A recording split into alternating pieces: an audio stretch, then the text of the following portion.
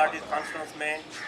मुख़्तलिफ़ पार्टी जे अॻवान खे हिते अचण ते भली कार चवां थो। ख़ासि तौर ते असांजो मोहतरम हरीफ चांडियो साहब, मदन रावजो साहब, इलाही बशीर बेगम साहब, इनायत खटियाण साहब ऐं तरक़ी पसंद पार्टी जा कारकुनो जी। दोस्तो, अॼु जी जेका ऑल पार्टी कॉन्फ्रेंस उनजो कोठाइण जो मक़सदु इहो हुयो त कराची में जंहिं प्लानिंग तहत, जंहिं साज़िश तहत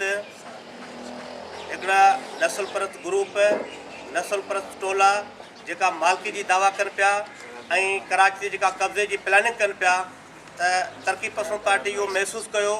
असां सिंधी माण्हू खे गॾु करे ऐं उनखे असांखे ॿुधाइणु खपे त हीउ कराची शहर जेको सिंध जो अणटुट हिसो आहे, हीउ कराची शहर जेको सिंध जो गादी जो हिसो,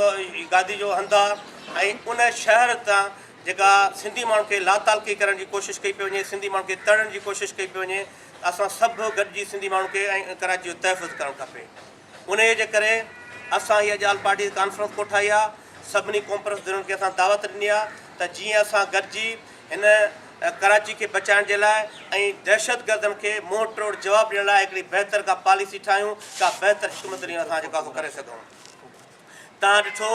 असां ही सम्झूं था ऐं कराची में रहंदड़ जेको साञा वधि सिंधी माण्हू सम्झे थो त हीअ जेका कराची में ताज़ो टारगेट किलिंग शुरू कई आहे, असल में असां सम्झूं था हीअ जेका टारगेट किलिंग आहे हुकुमराननि ऐं उन्हनि जी इतिहादी धुरियुनि इहो महसूसु करायो आहे या इहो सिंधी माण्हू खे मैसेज ॾियणु पिया चाहिनि त कराची सां सिंधी माण्हू जो को ताल कोन्हे। कराची में जेकॾहिं मालिकी जी दावा जो हक़ु आहे उहो महाजरनि खे आहे ऐं जेकॾहिं ॿिए नंबर ते हक़ु आहे उहो पठान खे आहे। ऐं बदकिस्मत चवणो थो पए त असां जंहिं माण्हू खे वोट ॾिनासीं, जंहिं पार्टी खे असां पंहिंजी क़ुवत बख़्शीसीं, जंहिं पार्टी खे असां इक़्तिदारु ॾियारियोसीं, त पीपुल्स पार्टी उहा पठान खे जाली उनखे सीटूं ॾेई, हथराद उनखे सीटूं ॾेई उनखे ताक़त बख़्शी आहे। ऐं महाजरनि खां पोइ जो पठान बि जेके आहिनि कराची दावा पिया कनि त शहर असांजो आहे ऐं असां पिशावर खां वधीक कराची में जेको आहे पठान रहे थो। उन जे करे कंहिं बि सूरत में केरु ग़लतफ़हमी न रहे त जेको कराची को सिंधियुनि जो असांजो बि आहे, सभु गॾियल इहा ॻाल्हि पिया कनि। ऐं एॾे वॾे माहौल में जिथे पठान खे ॻाल्हियुनि लाइ घुराए पियो वञे, जिथे जेको आहे सो महाजरनि खे ॻाल्हियुनि ते घुराए पियो वञे, या किथे जेको आहे बिहार ऐं बंगाल खे ॻाल्हियुनि में जेको आहे मेस ते विहारे पियो वञे, उते सिंध जे माण्हुनि खे, कराची जे वारसनि खे ऐं धरती जे वारसनि खे जंहिं अंदाज़ सां पीपुल्स पार्टी दहशतगर्द ॾाढो ब्लैकमेल थींदे उनखे जेको पोइ ते थिकण जी कोशिशि कई आहे, त मां सम्झां थो त हीउ तमामु पीपुल्स पार्टी सरकार लाइ ॿुॾण जो मक़ामु आहे ऐं शर्म जो मक़ामु आहे। उन जे करे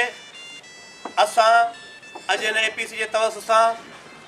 हीअ अॻुवाननि खे, हीअ पंहिंजे मुख़्तलिफ़ पार्टी जे लीडरनि खे इहा गुज़ारिश कंदासीं त घटि में घटि हाणे हीउ वक़्तु आहे जीअं धारिया माण्हू कराची ते कब्ज़े जी कोशिशि कनि था, असां कब्ज़ो कोन पिया कयूं, हीअ धरती असांजी, हीअ वतन असांजो आहे, हीअ शहर असांजो आहे, त अहिड़ी का बहितर हिकमत अमली ठाहे कराची खे असां बचाइण जी कोशिशि कयूं। ऐं जेके नस्ल परस्त टोला आहिनि, जेके दहशतगर्द टोला आहिनि, जेके कराची खे पंहिंजो शहर सम्झनि था, उनखे ॿुधायूं त तव्हां हिते सिर्फ़ु महिमान जी हैसियत में आहियो, हीउ शहर तव्हांजो न आहे, हिन जा वारिस ऐं वाली जेके आहिनि उहे सिंधी माण्हू ॿियो केरु बि कोन्हे को। उन जे करे असां हीअ APC घुराई आहे। मां तव्हां सभिनी दोस्तनि जो शुक्रगुज़ार आहियां। तव्हां दोस्तनि जी महिरबानी। जी